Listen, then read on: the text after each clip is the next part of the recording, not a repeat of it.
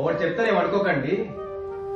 మొన్న పరిచయమైన అమ్మాయి కోసం మార్నింగ్ లేచి లేవగానే కాలర్ మెసేజ్ చేసి గుడ్ మార్నింగ్ చెప్తాం.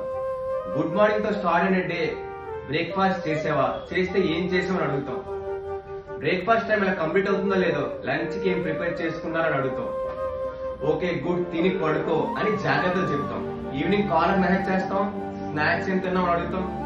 రొటీన్ గా నైట్ కి ఏం తిన్నామని అడుగుతాం. అవతలో నేను తినలేదంటే ఆరోగ్యం పాడవుతుంది కదా, ఆల్రెడీ ఫ్రూట్స్ తీసుకోవచ్చు కదా, ఖాళీ కడుపుతో నిద్రపోకూడదు అని మొన్న పరిచయమైన అమ్మాయికి ఇన్ని జాగ్రత్తలు చెప్తాం కదా. డేలో ఒక్కసారి ఇంట్లో వాళ్ళకి ఫోన్ చేసి ఎలా ఉన్నారు, తిన్నారా అని అడుగుతారా? అమ్మ నవమాసాలు మోసి కని పెంచిన తల్లిని మర్చిపోయో మొన్న పరిచయమైన అమ్మాయి కోసం తప్పిస్తున్నాం. అమ్మాయితో తిరగదలట్లేదు. ఒక్కటి గుర్తు పెట్టుకో మిత్రమా, లైఫ్ లో నీకు ఎంతమంది పరిచయమైనా, ఎంతమంది నీ లైఫ్ లోకి వచ్చినా మొదటి స్థానం నీ తల్లిదండ్రులకు.